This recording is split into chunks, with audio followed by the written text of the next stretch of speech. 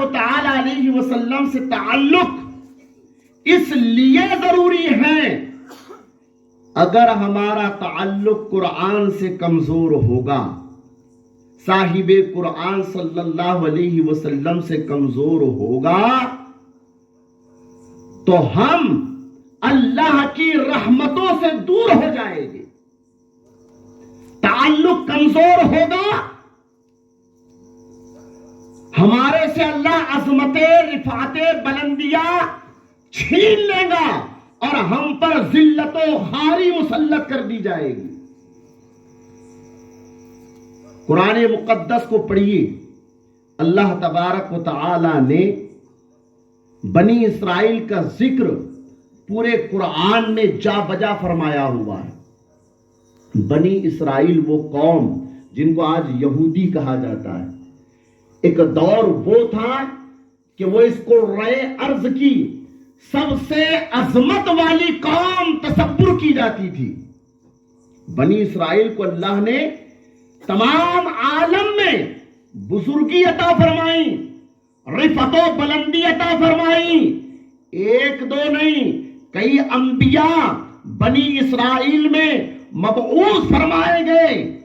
تو جب تک بنی اسرائیل انبیاء کے دامن کو تھامے ہوئے تھے، قرآن کو، کتابوں کو مضبوطی سے پکڑے ہوئے تھے، ان کو اللہ نے عزت عطا فرمائی، عظمت عطا فرمائی، شہرت عطا فرمائی۔ ان کی عظمتوں کا عالم یہ تھا کہ آسمان سے ان کے لیے خوان نعمت اترا کرتے تھے، وہ جو مانگتے تھے اللہ منہ و سلوہ ان کے لیے اتارا کرتا تھا۔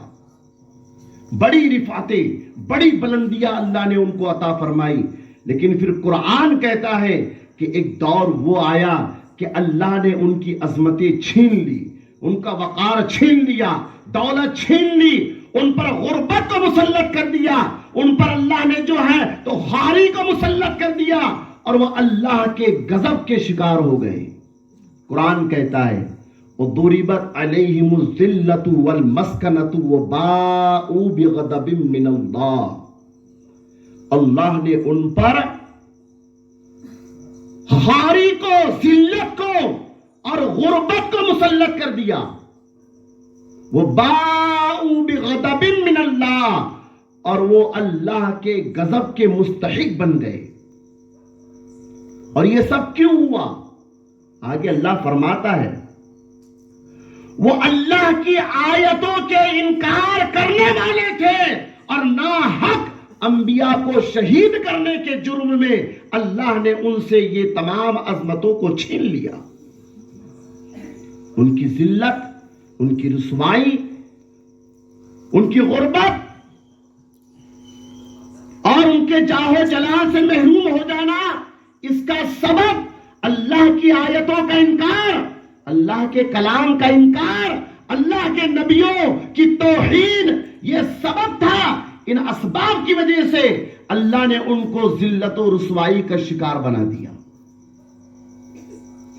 تو قرآن کی آیتیں صاف بتا رہی ہے، اگر تم نبی سے تعلق کمزور کرو گے، اللہ کے کلام سے تعلق کمزور کرو گے، تمہارا تعلق برائے نام رہ جائے گا، تو یاد رکھو اللہ تم سے عظمتوں کو چھین لے گا، وقار کو چھین لے گا، عزتوں کو چھین لے گا، اللہ تم پر ذلت و رسوائی کو مسلط فرما دے گا۔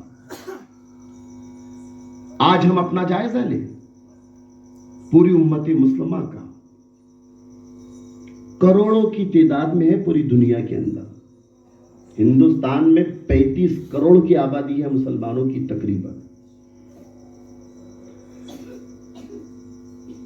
بہت بڑی تعداد ہے، لیکن ہم ہر جگہ ذلیل ہو رہے ہیں، رسوا ہو رہے ہیں، کاٹے جا رہے ہیں، مارے جا رہے ہیں، دھتکارے جا رہے ہیں، کوئی عزت نہیں، کوئی وقار نہیں۔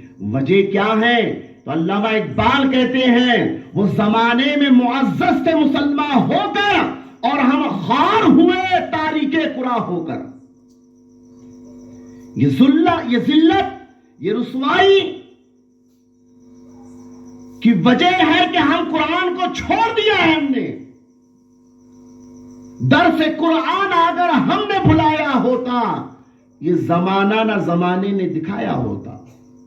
یہ زمانہ جو آج ہم کو یہ زمانہ دکھا رہا ہے، یہ وقت دکھا رہا ہے، یہ حالات دکھا رہے ہیں، اس کی وجہ یہی ہے کہ ہمارا تعلق قرآن سے بھی کمزور ہو گیا ہے اور صاحب قرآن سے بھی کمزور ہو گیا ہے.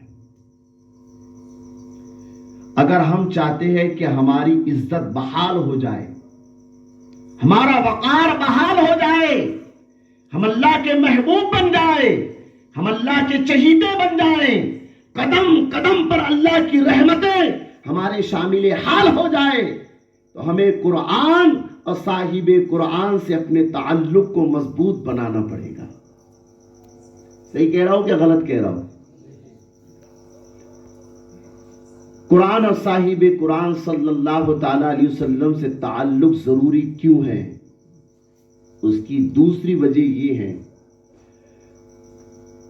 کہ قرآن اور صاحب قرآن صلی اللہ تعالی علیہ وسلم سے تعلق کمزور ہونے کی وجہ سے انسان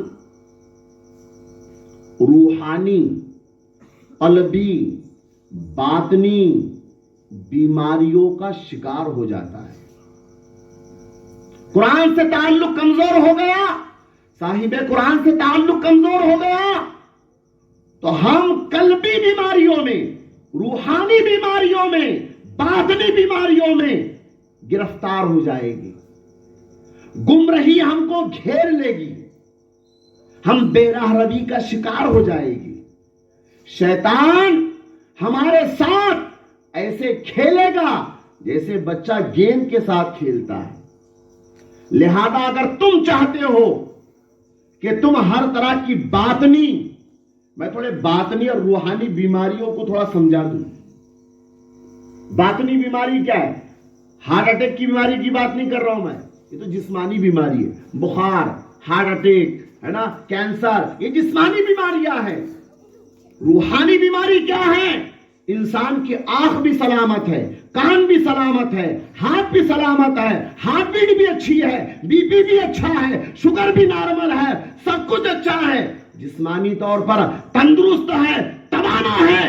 لیکن وہ انسان دھوکہ بھی دے رہا ہے، جھوٹ بھی بول رہا ہے، حسد بھی کر رہا ہے، چغلی بھی کھا رہا ہے، لوگوں کو دھوکے بھی دے رہا ہے، حسد رکھتا ہے، غرور کر رہا ہے.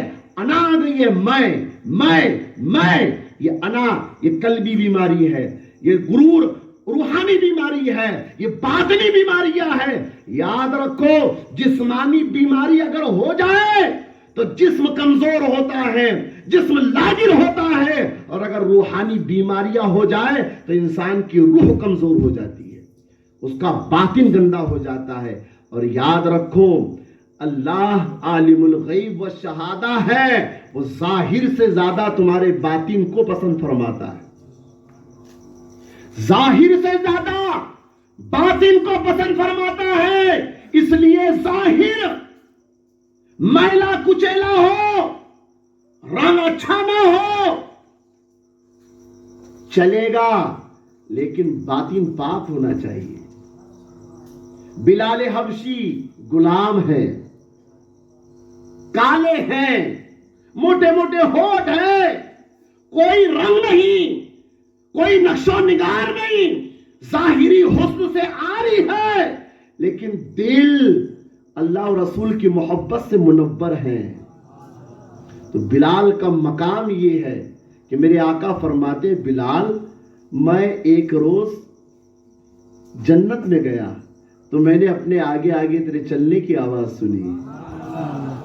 بلال وہ شان والے ہیں کہ فتح مکہ کے دن غالباً پیارے آقا صلی اللہ تعالی علیہ وسلم نے کعبہ کی چھت پر، وہ کعبہ جس کی طرف تمام غوث، قطب، اولیاء، صحابہ رخ کر کے نماز پڑھتے ہیں، جو کعبہ ہماری آنکھوں کا نور ہے، دل کا سرور ہے، آقا کریم نے اس کعبہ کی چھت پر بلال حبشی کو چڑھا دیا اور کہا، بلال اس پر چڑھ کر میری اذان پکارو، اذان بلند کرو. یہ مقام کیوں ملا بلال حبشی کو؟ ان کا باطن پاک تھا، ان کی روح پاک تھی، وہ روحانی بیماریوں سے محفوظ تھے۔ لہذا پیارے، میں یہی بتانا چاہ رہا ہوں کہ جن کا تعلق قرآن سے، صاحب قرآن سے کمزور ہوگا تو وہ طرح طرح کی روحانی بیماریوں میں گرفتار ہو جائے گا۔